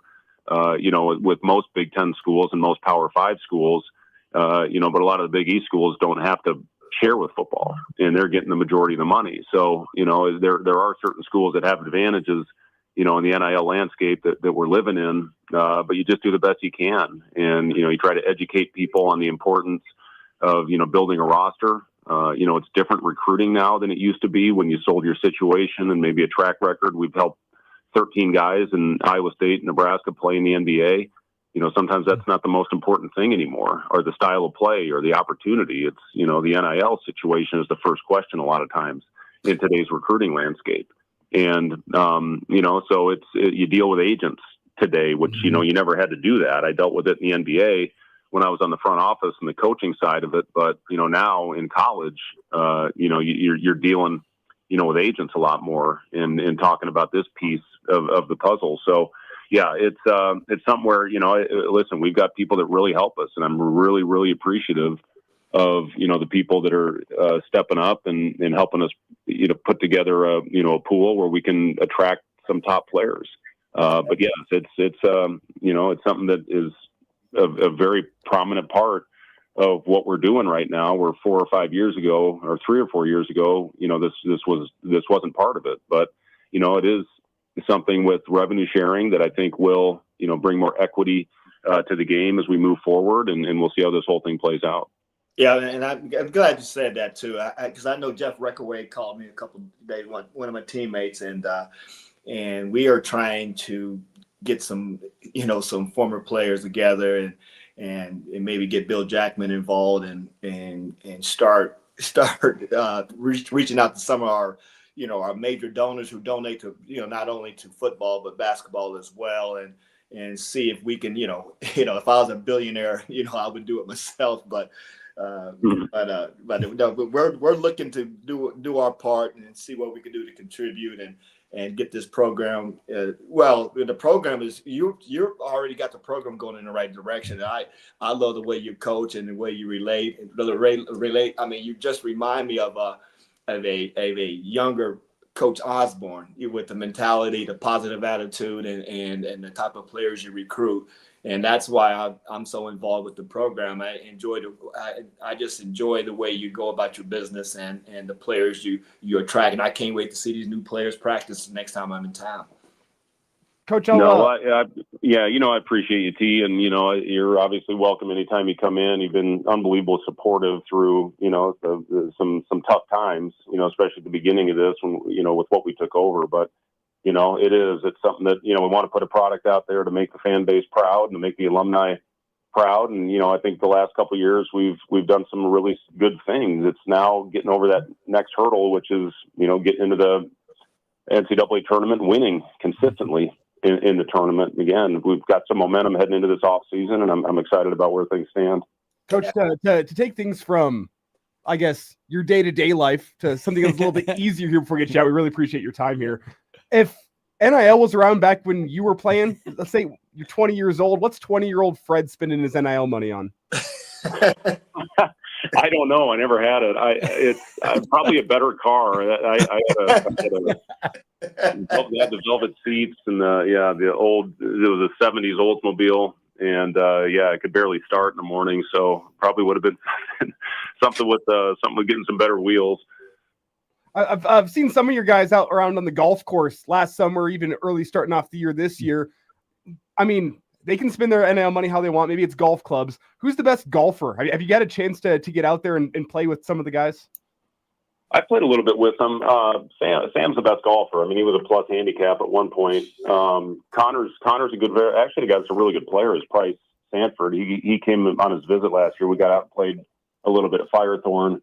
But yeah, we got a lot of guys. Bryce really got into it. Casey actually is now sponsored by TaylorMade. They gave him a sponsorship. So I keep asking if he can give me a driver. He hasn't given me anything yet. But but we've got to go. In fact, the other day, Sam, Bryce, and Connor went out and played, and Price Sanford came in as well, and I think he joined those guys. So yeah, it's listen, it's a good time to spend good quality time together, build chemistry, do something where you can get your mind off of the game for a little bit. Coach, one question that we've all had around here, and obviously being on the stage all the time, when you do a halftime speech and something gets, get wrapped up, your hand gets wrapped up, we always want to know where you got, maybe it was in the NBA or growing up, where'd you learn the old halftime fiery speeches at? I'm trying to think. The guy that was Tim Floyd was pretty good at his fiery halftime speeches. Johnny Orr was more mellow, especially at that time when I had him. Tim Floyd was pretty animated. Larry Brown had some doozies as well. I would say as far as my NBA coaches, he was the one. Bird, when I played for Larry Bird, his was more like when we weren't playing well, it was more disappointment, and you could just see it. And you didn't want to disappoint Larry Bird. I remember we were playing back at the Garden in Boston the first time when we went back there, and we were just playing terrible. We were getting beat at halftime, and he almost brought him to tears. He's like, I just don't get it, guys, how you can't go out there and lay everything on the line, because that's what he did as a player, obviously, every possession. McHale had some good ones. He was a great coach. Flip Saunders, was more mellow, I would say, with his halftime stuff. Very real, though, with the guys, and would have direct, honest conversation. But I was fortunate, and I played for some really good ones. Not only that were Hall of Fame coaches, but also some players, that were great at both. Speaking of, you mentioned Larry Bird, and obviously, did he coach like he played? Because you hear the stuff about maybe the biggest trash talker in the NBA when he did it. Was he like that? And who was the biggest trash talker you played against?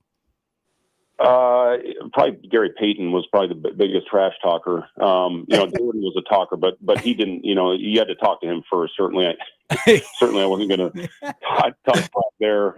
Bird really, he was very mellow, and he had a great staff. He had Rick Carlisle was his offensive guy, and a guy named Dick Harder, who was kind of the mastermind of the old Knicks. Pat Riley defenses. He was our defensive guy, and then Larry just kind of oversaw it, and he was the CEO. And he was a guy. He didn't talk a lot.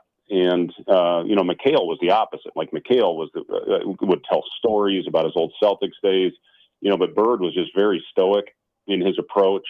And, sometimes like that was a team. You look at some of the shooting. I mean, Reggie Miller was on the team. Chris Mullen was on the team. And, Bird, sometimes those guys would go out and just shoot and play horse, and it would never ended. I mean, those guys just flat out didn't miss. So those were great guys for me to learn from. When even some of the drills that I do with our players and some of the player development with shooting goes back to, really Chris Mullen. He was a guy that every day, we worked out in the summer. One year, actually my rookie year, Reggie Miller was getting ready for the Olympics, and I was getting ready for the summer league. And we played one-on-one every single day and lifted together and, would hang out in the afternoon. So those years early in my career, when I wasn't ready probably to make an impact on the court, were the most beneficial of my playing career, because I'm playing behind some of the all-time greats and playing for, some of the all-time greats like in Larry Bird. And those guys taught me what it was to be a pro.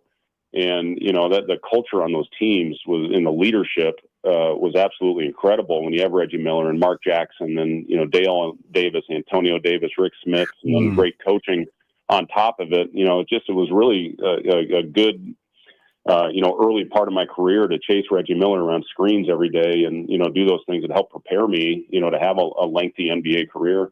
Did you have, obviously when you got there and all the stars you just talked about, do you remember your welcome to the NBA moment? Well, Reggie actually he called me Opie, and so we had a little thing where we had to get up in front of the team and sing or do something. So I whistled the Andy Griffith tune. I thought that would be fitting for him calling me Opie. And and then the next year they actually made him do it in front of the crowd. The rookies had to do it. So I came in the right year. That next year that wouldn't have been good. Go for it. No, Coach, and just two quick questions. How would you rank, and I know you had the chance to see Larry Bird, and I argue with folks, because, and I don't want to ask your opinion, the greatest of all time, but how would you rank Larry Bird as a player of all time? I mean, and not saying he's the best, but where would you have in your top 5? Well, I don't mind answering. Jordan, to me, is the best of all time. I don't even think it's close. Playing against, I was very fortunate. I played against Michael. I played against Kobe. I played against LeBron his rookie year. So, had a chance to compete against all those guys. I just think Jordan's mentality of, a guy that would rip your heart out to win and do whatever it takes. I thought Kobe had that same mentality. I think LeBron's talent, his passing, his overall skill level, is as good as anybody that ever played. But Jordan, just that killer mentality that he had. And, the other thing is the physicality of the game in Jordan's prime was different. You could hand check and hold guys back then. And then it went to an arm bar, later in his career. Now it's freedom of movement where he can't really touch guys in the perimeter. So he would have shot 25 free throws a game in his prime. He couldn't stay in front of him. As far as Bird, he just, his impact on winning, the game I love is when he played left-handed. He was left-handed. He actually, when he'd write on the board before games, he wrote with his left hand, and he did a lot of things left-handed. So we played that game. I think it was against Portland, where he had 37 or 38 points and a triple-double playing left-handed just for fun. So, as far as where he ranks, I mean, he's up there to me. And the thing people don't realize is the size. I mean, he's every bit of 6'10". And, again, his shot, it was impossible to block. I mean, as you guys said, the smack talking that he would do. I mean, he would tell guys where he would go on an out of bounds play, say, hey, I'm going to set this back screen for McHale, and then Parrish is going to set a down screen on me, and I'm going to come to the left wing, and I'm going to hit this shot in your face, and we're going to walk off the court. I mean, he would do things like that. And, he just, but when you look back, I mean, the Magic Bird era of, really getting the game, where it is. And then you get Jordan and Kobe and, certainly LeBron and Steph and all those guys now, it was a fun journey, to be able to live out a dream, doing what I love to do and, playing with some great ones and playing against some of the all-time greats. I mean, it really was a cool experience. Okay. Well, I do have Larry Bird. I have Jordan #1, and I have Bird and Magic tied for 2 and 3. That's just me, and I don't care who's after that. Well, and I'll say this: impact on the game. I certainly you have to have those guys top 5 for sure. Yeah, I'm a biased Nuggets fan, so I got Jokic as the greatest of all time. You're way too young. You're way too young for this conversation.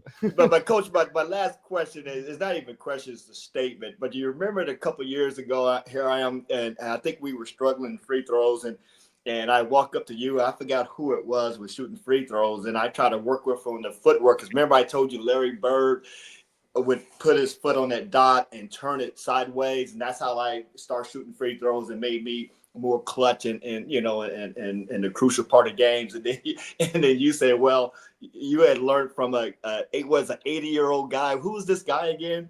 That 85-year-old podiatrist, Bill Cartwright, who I was playing for in Chicago at the time. He brought this guy in, and he has, I want to say, he had the world record for consecutive free throws made. And he got up there and he had 2 lines on the court that actually straddled the nail. And I changed. I was a foot on the nail when I played, and my percent, I was a good free throw shooter. I shot, in the, I think, low to mid 80s, and I got up into the upper 80s when I changed, and I did. I ended up straddling the line. He had the nail. He had 2 lines on the court, and just talked about how it really simplified the stroke. So I was like you a little bit, T. I did kind of have my feet sideways, but then you're shooting across your body a little bit. So this made sense to me, and I did change my form, and it took me a little bit of getting used to, but it did help me. Well, Coach, the last one for get you out of here. It's always one. The life of a coach is tough. You've been doing it a long time. Player, front office, life of a coach. What's harder right now? Obviously, Zoom calls and the portal, or is it coming back home and having a honey-do list? Which ones? They're both pretty tough right now for you. Yeah, well, usually at this time, back in the day, you could actually get away with your wife and unwind and recharge. But man, it is just it's full bore right now with everything going on. And again, I feel good. There's teams I look at right now. They got 7 or 8 spots they still have to fill. And, just the madness of, getting kids on campus. The portal closes on Tuesday, trying to fill out your roster and everything that you have to deal with. So yeah, but it's a balance, man. You gotta have, in your life, for me at least, if if it's one thing only, man, you're going to burn out in this business. So, I'm hoping to hopefully get this roster filled out soon. I did play golf once. I got out this weekend, actually on Masters Sunday. I had a little iPad out there streaming it, but I was able to get out and play golf with my wife on Sunday, and it was great. Good to get out there, but looking forward to hopefully getting this roster filled out, getting our guys done with the spring semester. They're going to start back in the weight room on Monday, and we'll do some individual skill work with them. And then, we'll get a couple weeks away, when the guys go home for a little bit of a stretch after the semester ends. So looking forward to that. Awesome. Well, Coach, man, we really appreciate your time. I know you're super busy, and it's always a pleasure to have you hang out in the morning hookup with us. Take care, and we can't wait to see what comes up next season and in the future for Nebraska. Take care of yourself, Coach. Thank you. Thanks, Coach. See you guys. Thanks. Thanks, Coach. Coach Fred Hoiberg. Great stuff. Now, here's what we're going to do. Hang tight. T, stay with us. Break. Yeah. We're going to take a quick break. Come back, wrap up the show with Henry T. Buchanan.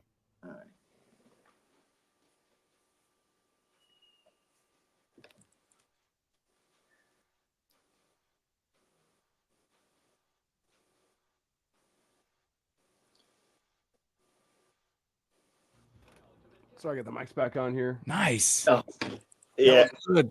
Man, I put my foot in my mouth. I didn't know the guy.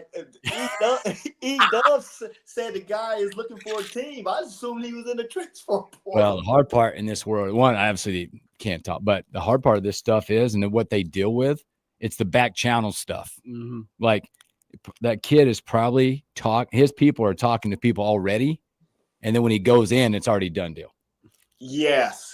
Yes. If my guy were to go into the portal, hypothetically, what would his number be from you guys, hypothetically? Yes. What would it be? And I hope he knew, because I don't even know who this guy is. Did he play at Southeast High School? Yeah, he did. Yeah, he would know. How big is he? He's like 6'9", I want to say. Can he play? I know he was at Colorado. He came in raw, so he was going to go off to a year of prep school. And from what I understand, got his grades in order.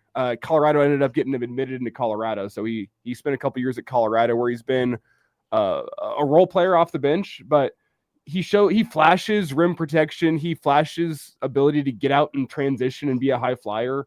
Okay. I have no idea. E-Dub texted me last night and said, alert Fred that Dak is out of Colorado from Southeast is looking for a team. So I just assumed that his name was in the portal. I feel like crap saying it on the radio. Fred Handel, he's a pro. He's a pro. It's he's really athletic, a little bit raw on the basketball side of things, but really athletic and long, tall. He was really fun to watch at Southeast. He would have some, like, once a game, he'd go out to a Southeast game, he'd just an emphatic off the top of the backboard block, and you go, oh my God. That's cool. It's out the bag now, so. He did not comment on it. We have a recording. He did not comment on it. Yes, and everybody hang on there, Ronnie. Look at Theo saying that I'm trying to. Yeah, tampering. He said T trying to tamper. Sarah, what's up? Good morning, Sarah. Good morning. She said, good job, Coach. Grace, I really look forward to the year Nebraska gets the first win and make to the Sweet 16. All the talk will be Nebraska being a Cinderella. Running 14. Fred, we trust. Yeah, we're coming back here. So we're short on time. We got about 90 seconds. Okay, left. perfect. We'll just wrap it up. Perfect. If you having girl problems, I feel bad for you, son. I got 99 problems, but a ain't one. I got the rap. Welcome back in the morning hookup. 1 minute or so left.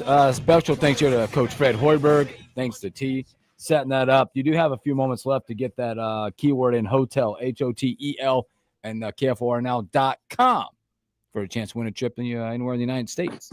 You could get that trip and go to Phoenix, Arizona, see Henry T. Buchanan. Oh, let's go. How about that? I had some friends in Phoenix call me last night while I was making dinner, and like, hey, when are you coming back down to Phoenix? And I was like, I don't know if I can handle that anytime soon. I got you. And we didn't get a chance to bring up golf, but I'll text him. We'll get him on there. I was happy to hear that he's able to get that, because I had I know that we were questioning that Vegas trip during the portal. I heard it was the city that never sleeps, but it was way different. It hit harder for Coach Hoiberg out in Vegas. So, well, T, man, we appreciate you, brother. Thanks. Take care of yourself. From Elijah, from myself, from Henry T. Buchanan, and everybody out there. You guys have a great hump day. We'll catch you on a Thursday. Thanks, fellas. Y'all have a good one.